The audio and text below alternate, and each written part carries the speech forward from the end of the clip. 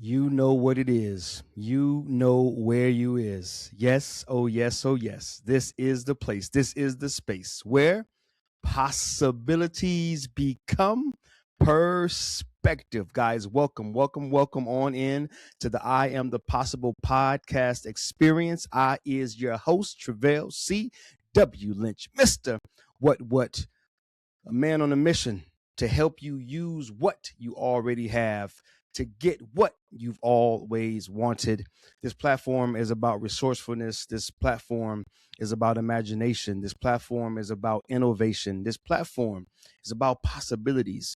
And today we're going to be tackling arguments, specifically arguments within the closest relationships that you have, those within your home, your family, within your church, as they are your extended family, maybe even on your job. But I really want to stay in the pocket of those that are closest to us: family members, blood relatives, extended family, and our church family.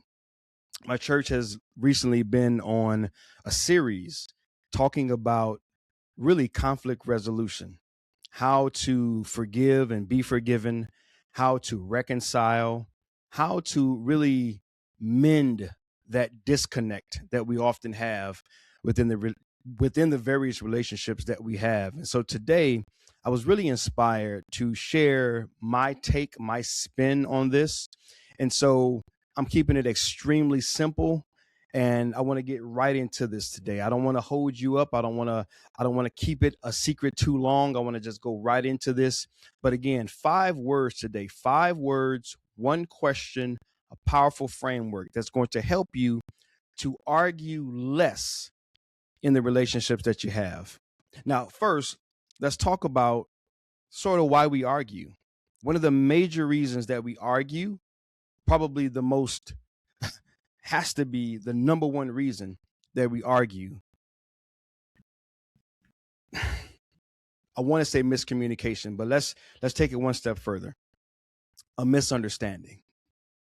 The Bible says, in all of our getting, get what? Get understanding.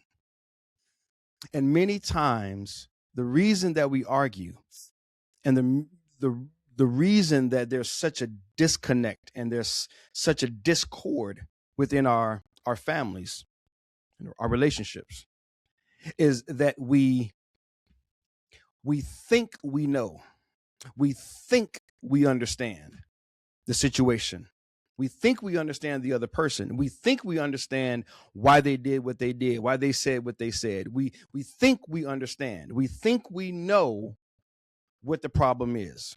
We think that we've figured out the other person. We assume that we know ourselves. And sometimes this could be the furthest thing from the truth. So with that said, with I can only tackle so much within a given episode. Maybe there's a million reasons why we argue. There's a million reasons why we have conflicts. There's a million reasons that we fight and bicker with each other. I'm sure there are. But I can only tackle so much within a given episode. So today I want to drill down to the lack of understanding, the assuming, the assumption that we know ourselves so well, and we assume that we know the other person so well. We know why they did what they did, why they said what they said, their motives, their intentions. We feel offended, hurt, discouraged, betrayed, stabbed in the back. You name it, you frame it, you put it into your context. But it all boils down to a misunderstanding. You missed understanding why you guys are arguing. So let's keep that in mind. Let's use that as the framework for the introduction of the framework that I'm about to share. Now, before I go into the 5 words, the one question, this powerful framework, I want to give you a quick example, an illustration, because I love using props. I love using everyday items to illustrate, to unpack, to unfold some of the greater internal issues that we face, that we deal with, that maybe aren't on the surface, aren't in our consciousness, we're not aware of. So just yesterday, And I don't know if I've ever told you guys this or not, but I juice. All right. Started juicing a couple years ago, just for, better health, more energy, to feel better, to get more vitamins and vegetables in my body throughout the day. And so I've taken on this juicing lifestyle.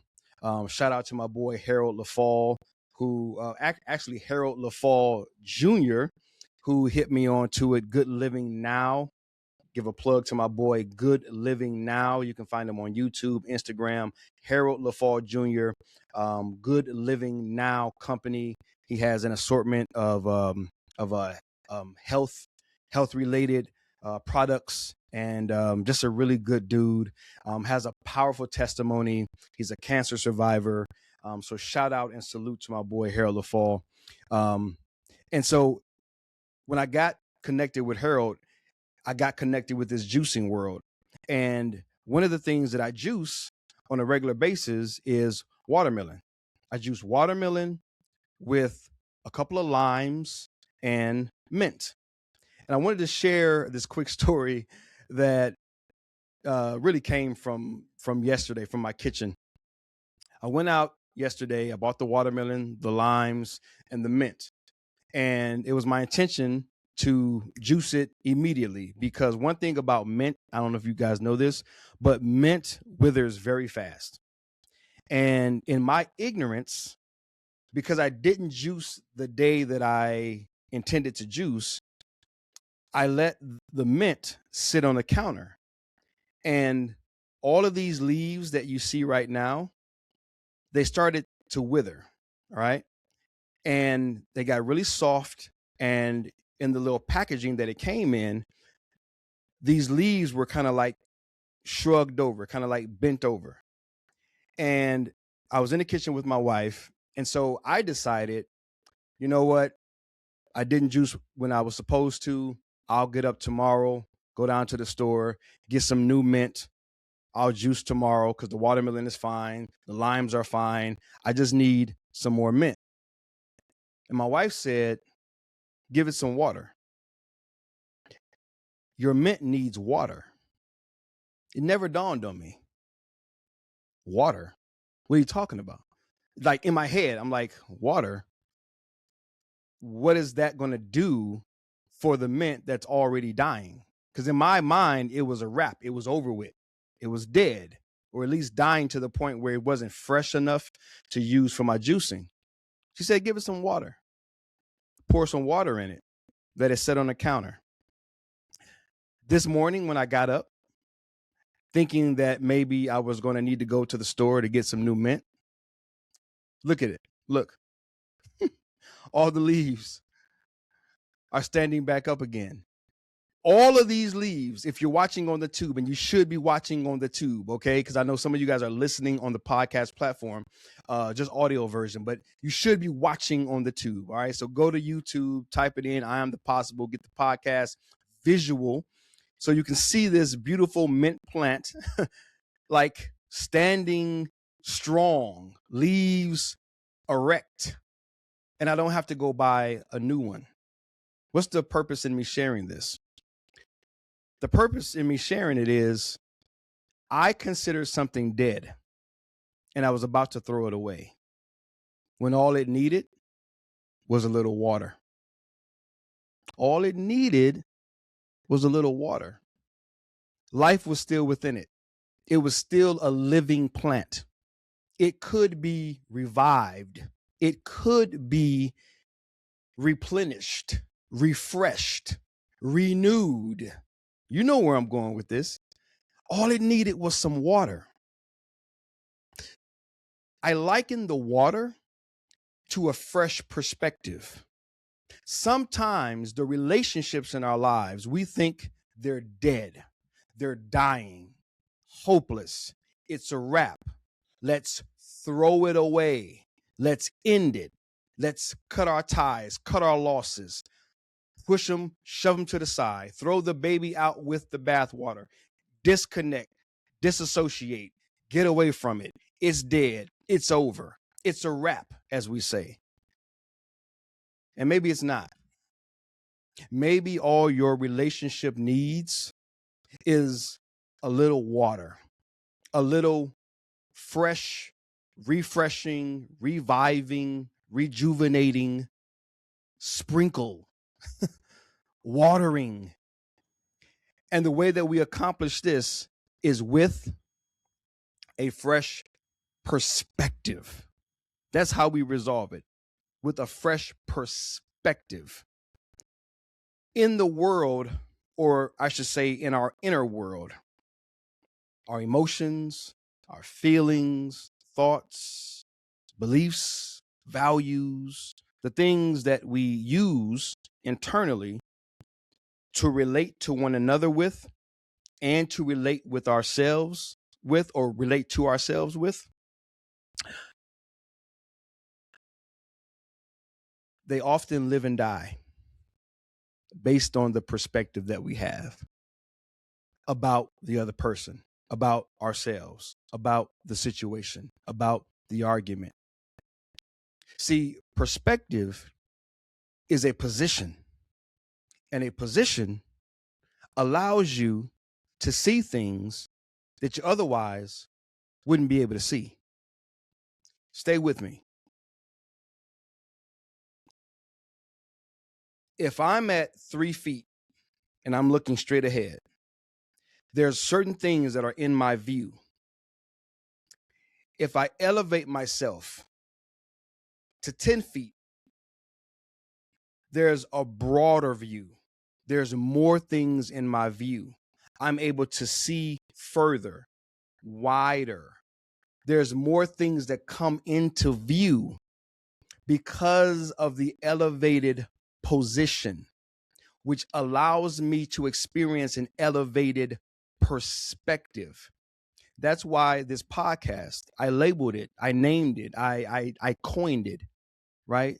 The place where possibilities become perspective, so that your perspective can see what's possible. And today's context for this episode, for today, the possibilities is that you can argue less, fight less, have less conflict, have less issues going on within your relationship. That's possible with the right perspective. But you've got to be able to see the possibilities. And sometimes you just need a new perspective, a new position. Just like this plant needed a little water. It was still alive. It was still living. It still had life.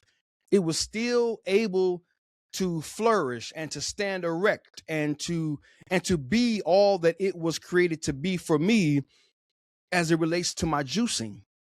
I'm going to be able to juice later on today. Put this very plant that I just showed you into that juicer, and it's going to benefit me physically in the same way. With the right perspective, with the water of perspective, with the refreshing power of a new perspective, which is a new position, you're going to be able to see how alive the relationship is, how alive you and the person that you argue with most, have conflict with most. You're going to be able to see new hope. You're going to be able to see new possibilities of how you can communicate better, connect better, how you can argue less. With these 5 words, 1 question, powerful framework. I hope and pray that you have enough of a foundation, because I like to at least lay a foundation before going into the thing that I want to share with you most urgently. Okay? Here it is. You ready? Keeping in alignment with the foundation. Most arguments are because we don't understand. There's a lack of understanding. We assume we know. We assume we know them. We assume we know ourselves. We assume we know the situation. And because we're so locked in to that old perspective, that old position, that old way of thinking, then we fight, we push back, we defend, we argue. We try to gain ground. We try to have our way. We try to control. We try to manipulate because we think we know. And here it is. And I want you to be open to this. I want you to open up your awareness to this. I want you to be teachable, coachable, pliable. This is going to be hard for some of you. But if you really care about those other people in your life, if you really care about arguing less, fighting less, having less conflict, I want you to lean into this one. You ready? Your assumptions may not be truth. Your assumptions may not be truth. Ready for the second one? I'm going to hit you with a couple gut punches first. Ready for the second one? Your default initial interpretation may not be truth. I know it feels like truth. You feel like you have evidence. You feel like you have enough information. You feel like you know what's going on. But perhaps you don't. I can't tell you how many times in my own family, with my wife, with my 4 children, with people in my church, I've had to raise my hand and say, hey, you know what? Let me raise my hand first. I was wrong. I missed it. Wasn't my intention. Didn't know any better. Didn't have a clear understanding. Missed the mark. Me. It was me. It was on me. I'm able to share this, teach this, preach this, coach this because I've done it. I don't play games on this podcast. I don't play games when I preach and teach in person, giving you theory, read it in the book, then I teach it to you, something someone else said. If it's not something I'm doing and continuing to do, if it's not a belief, a value, a practice in my own personal life, if I'm not doing it, I'm not going to share it. Your default assumption, your default interpretation may not be truth. Occasionally, you may nail it, but I can promise you this. Most of the time, you don't. It's what we call the knee-jerk reaction. It's the default. It's the primed. It's the trained way of thinking and being and doing and going about life. And when someone says something or does something, you initially interpret it to be this, you attach a meaning to it instantly, and then you speak out of it, you act out of it, you respond out of it, you react out of it, and it causes conflict, fighting, arguments, because you are trigger happy, and then they are trigger happy, and you pull your trigger, boom, and then they fire back. They clap back, as we say. You clap, they clap. You clap, they clap. And both y'all ain't understanding a doggone thing. See, this takes humility. This takes humility. This takes a little bit of, I could be wrong. I don't know it all. It requires that. It requires that. And that's not as hard as it sounds when you start to practice it. When you get detached from being right, when you get detached from always having to know, man, life gets fun. Life opens up so wide. Oh, my goodness. Talk about the mercy and the grace of God. Talk about miracle signs and wonders. Talk about a good life. Talk about a high quality of life. Oh, my Lord. Things start popping. When you stop caring about being right, having the last word, having the first word, getting in your word, man, when you don't care nothing about that, this thing opens wide up. So with that being said, here it comes. Here we are. We have arrived at the moment that we have been waiting for. 5 words, 1 question, powerful framework. Ready? Here we go. What else could this mean? That's that fire, baby. That's fire. Come on, somebody. That's fire. What else could this mean? I'm about to jump about this chair. That's so powerful. Those are the 5 words. That's the question that you're going to ask yourself when you are confronted with a problem, an issue, a text message that you don't like, a phone call that you don't like, a voicemail that you don't like, somebody say something to you that you don't like. What else could this mean? Why? Why is that so important? Why is that so powerful? I'm glad you asked.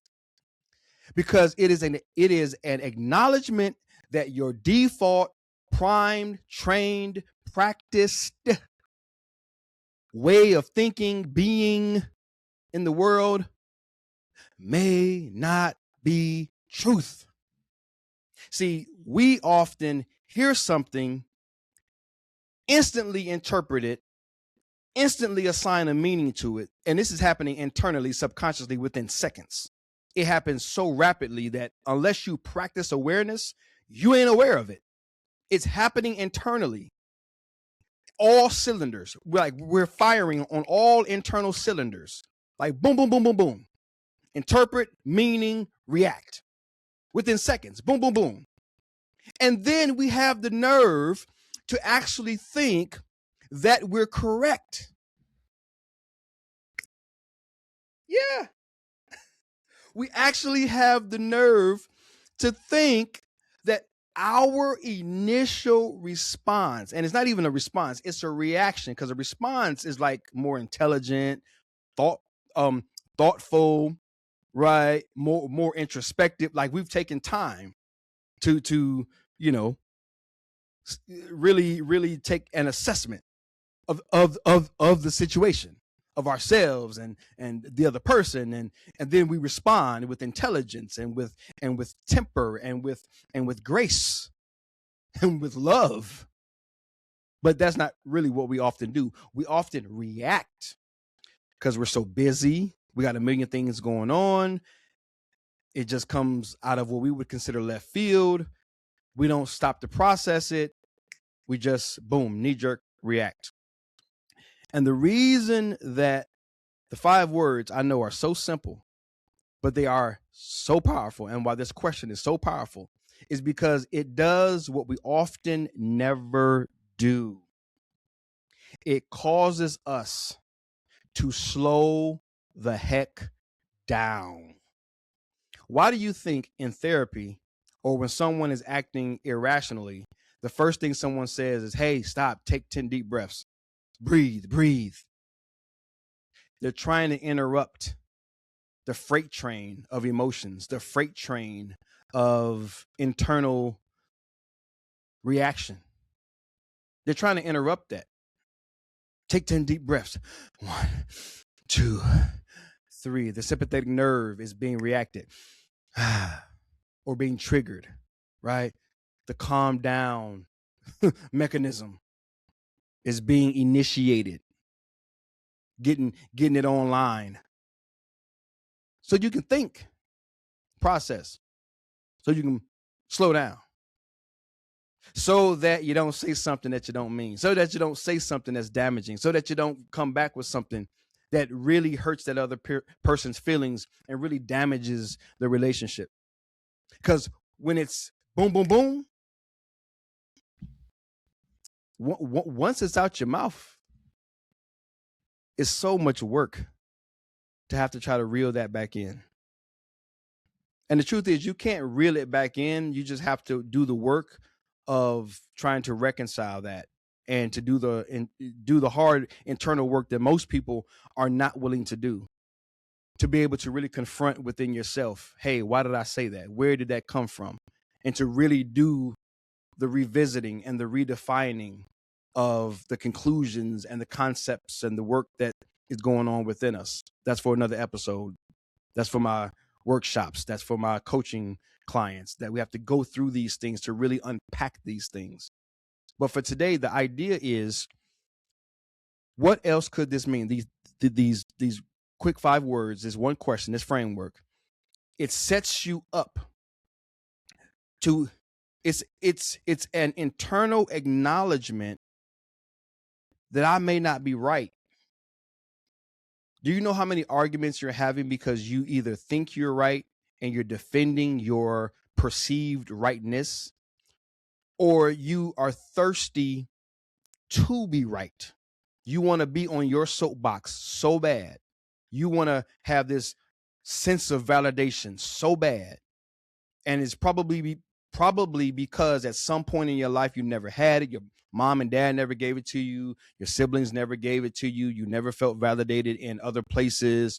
And so now as an adult or young adult or teen, if you're listening, you are so thirsty to experience that validation that you've placed greater priority on you feeling valid within yourself to be right and to fight anything that comes against it, that you're blind to the idea that you actually could be wrong. And if you would admit that you could be wrong, it would open up the space for reconciliation, for healing, for that new perspective to come in that will elevate you to a new position that will then allow you to see new possibilities. It's the plant. It's the water. Your relationship doesn't have to die. It doesn't have to wither. That relationship might be worth saving. It might be worth working for. But this is the decision that you have to make. And it is not necessarily about you doing a lot of work with the other person. It's more about you doing the work within yourself. You guys know I work off of a very simple framework. Here it is.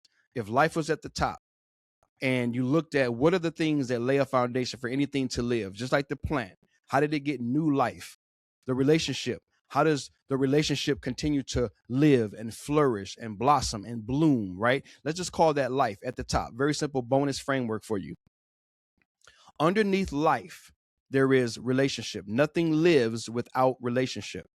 But beneath relationship, there is no relationship without communication. See? And without communication, right, there is no relationship. But in order to have communication, clear, constructive, continuous communication, which is connectivity, connecting, getting through to one another or getting through to yourself or just getting through in general, you must have clarity. Clarity. If I'm fixing a battery on my car, let me just make this make sense. And I go to put, you know how you have the positive and the negative, right? Sometimes if you've never changed your battery for years, it gets all that corrosion around that port. And whenever you change your battery, finally have to change it. What do? If you take it to like AutoZone or something like that, they spend time, they're scraping off all of that old stuff that's on top of that battery port. Why? Because the connection has to be clear. There has to be a clear connection. Without clarity, the connection is going to be strained. It's going to be lessened. It's going to be weakened. So you have to have clarity. You have to have less contaminants and complications, less things in the way. That scraping off of that battery port is just clearing the way of complexities and contaminants, things that get in the way of a clear connection. So in the same way, within yourself, your relationship with yourself and your relationship to someone else, it begins with clarity. That's why we started with most of our arguments are misunderstanding. You get understanding through clarity. So many times when you're reacting, it's not out of a clear place. You're not responding out of clarity. You're responding out of a conclusion within yourself that happened years ago and it's just been there and building up. That's why I say it's your normal way of thinking and being and doing life. And if you really want to argue less, you really want to reconcile, you really want to, kiss and make up, as we say, man, we've got to really be able to look within ourselves and not judge, not criticize, not condemn ourselves, but be real enough with ourselves to say, yo, I'm not clear about myself. I don't have a lot of clarity about who I am, what I am, why I am. I don't have a lot of clarity, and that can be fixed. That can be addressed. I coach that, right? That's something that I do. That's something a lot of people do, right? But it's you wanting to go and find the right person, the right fit to be able to do that inner work with, to get clear about that. But as it relates to you relating to someone else, it starts with clarity. Clarity helps you then to have the connection, which is the communication. The communication then leads to the relationship, and then the relationship leads to life itself. If you don't have the relationship, the communication, connection, the clarity, you'll be just like that plant. Like, I was going to let it die. My wife said, give it some water. It just needed something else. It needed some life giving. And your relationship, it just needs some life giving. And this is how you're going to give it some life. You're going to ask yourself this question. Here comes the framework. So I said 5 words. What else could this mean? Those are the 5 words. Those 5 words form the one question that you're going to ask yourself. Remember, the mind, the brain is wired to answer questions. Ask it quality questions. It gives you quality answers. So you're asking yourself, man, what else could this mean? And you're doing it in a posture of curiosity, not to pile on, not to get more angry, not to find more ways to make it just reinforce what you already believe. No, you're looking for what else could this mean? Now, this is what's happening in the moment. Text message, voicemail, email. You saw something on TikTok. You saw something on Instagram. Somebody made a post. You're asking this internally.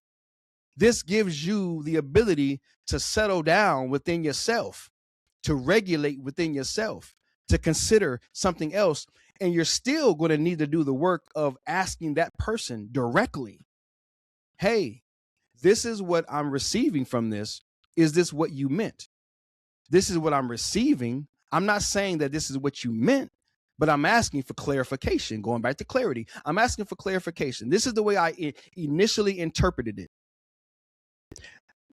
I would like to know, what did you intend? Because if my interpretation does not align with your intention, then let's get on the same page here. Let's get on the same page. You see what's happening?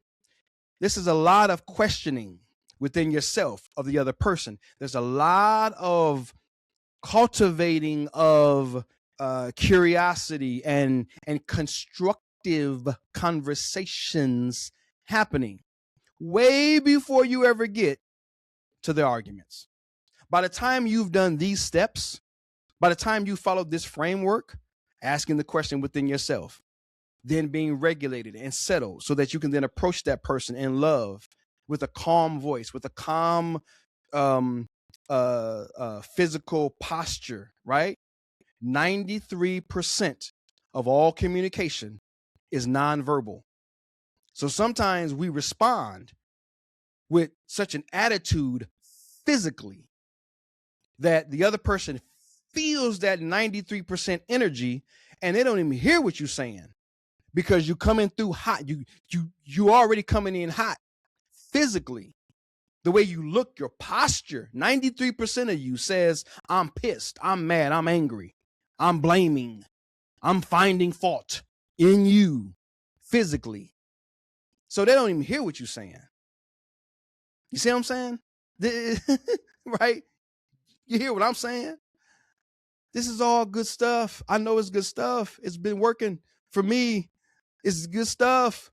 28 years in the relationship that I have with my wife. 28 years relationship, 26 years married, 4 adult children, 26 years of parenting, in the church, 25 years, corporate America, 20 years. I'm giving you my resume to remind you that I've been in this game of relationships and relating and communicating and reconciling and doing the inner work. I'm on to something here. We're on to something here. You're on to something here if you're leaning into this, right? It's about the humility, man. And the essence of it all is curiosity over conflict. Curiosity over condemnation. Curiosity over, hey, I know that you did me wrong. And now I want to let you know how I feel about it. You don't know. You don't know. You don't know. You don't know what that person meant. And the even deeper side, which I certainly don't have time to go into today, the deeper side is you don't know the inner workings of that person's life well enough to be condemning them. You don't know what they went through in their childhood. Some stuff they've never told you.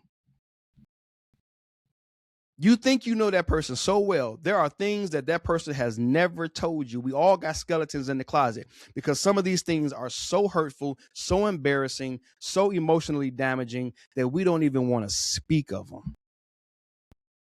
They produce so much shame, so much blame internally. We don't even want to speak of them.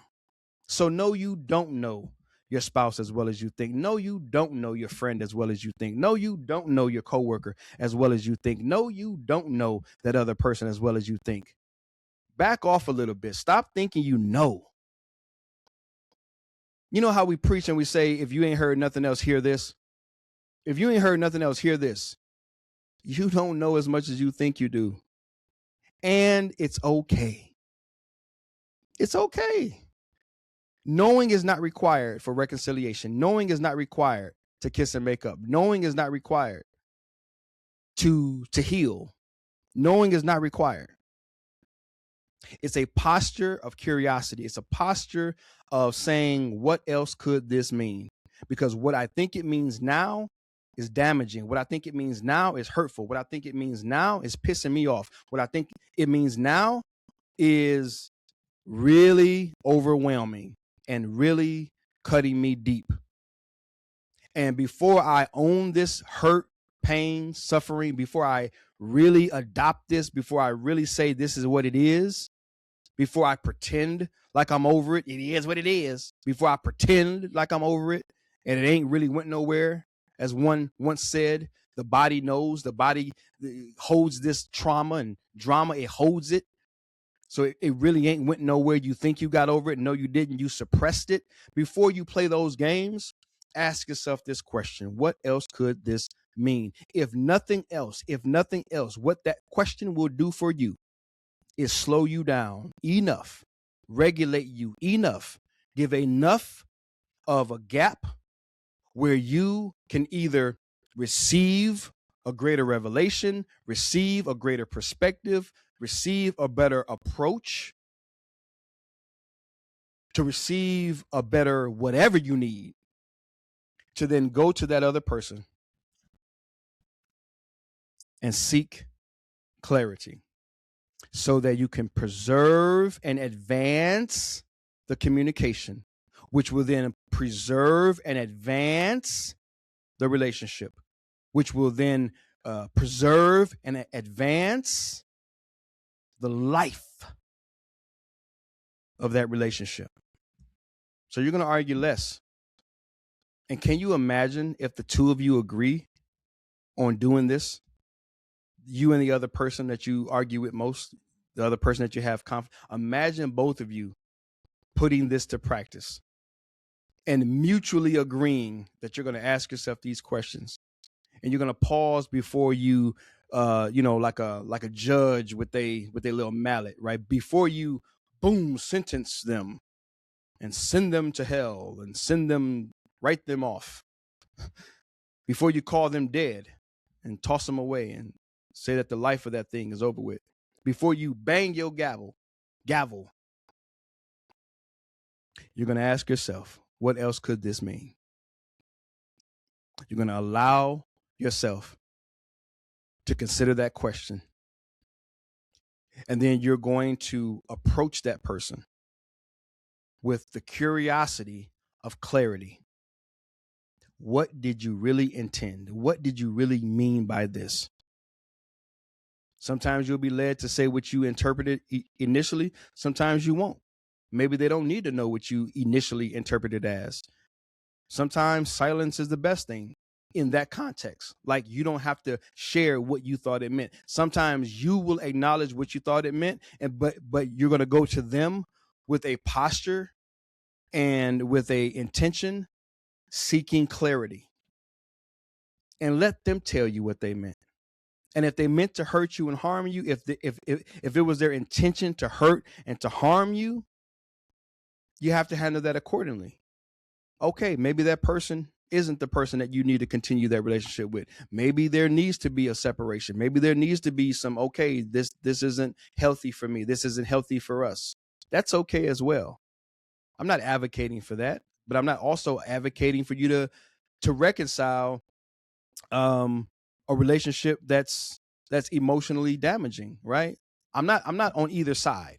I'm giving you a question, some words, some language, and a framework that's going to set you up to not knee-jerk react in and through your misunderstandings. You see? Not that quick, fast, irrational, illogical, right? Fast reaction. It's about responding. And it's about you slowing down and doing the work within yourself first. All right? Hope and pray that this has blessed you, gave you something to work with. And yeah, man, just know that I'm praying for you, that other person, that you guys reconcile, that you guys heal, that you guys respect each other, love each other, give yourself space, time, that you guys give yourself this mutual consideration that you could be wrong. Yeah, you could be wrong. You could have missed it. But the good news is you don't have to play that game. Maybe that's what you've been trained to do. Life has conditioned you to do that. But you're a big boy now. You're a big girl now. You don't have to continue. You can choose to continue, but you don't have to continue. There is a better way. And you can choose that better way. All right? If you guys have any questions, please drop them down below if you're on YouTube or even if you're on any podcast platform. You guys know I have a link. Go ahead and click that little link. Ask me a question. I'll create a what we call a bonus track episode that will answer your question. So please submit your question. It is anonymous. It's anonymous. Won't know your information. I'll just see what the question is, and I will address it on the next bonus track episode. So do that.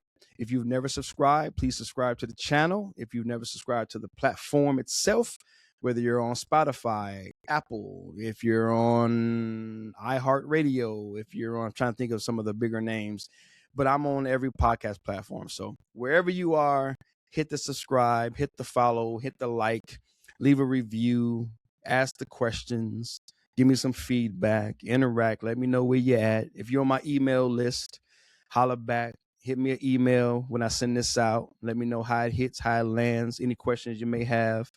Would love to hear back from you. If you're looking to support this podcast financially, right? This is a work that I got to pay for. If you're someone who wants to sow into this ministry, to sow into this work, to sow into this mission, then please click the link that is below as well. You can start to be one of my monthly supporters for as little as $1 a month. It goes a long way, helps to add to the pot to pay for all of the technology to bring you this podcast. If you're someone who you heard the information I shared today, but you're like, yo, I need some additional work, some additional help. I would like someone to work with me, to walk with me through some of these things. Then I would love to jump on a clarity call, right? To see if we're a good fit, a good match. If I could help you out in that way through what I consider contemplative coaching practices. That's what I'm building, a contemplative coaching community. Contemplation is just about that inner work, you starting with you leading you first. And so I would love to have a conversation with you and see if I can show up and serve and support your success in and through the coaching practice. All right. Other than that, man, I love you guys, praying for you guys, believing in you guys. As always, please remember that change is possible. But more importantly, your change is possible with this practice. And lean into this one. Your presence is the permission that you've been waiting for. God has made so much possible for you. You might as well give yourself permission to experience it. Thanks for watching. Remember to subscribe, like, comment, and share. For more information, visit me at iamthepossible.com.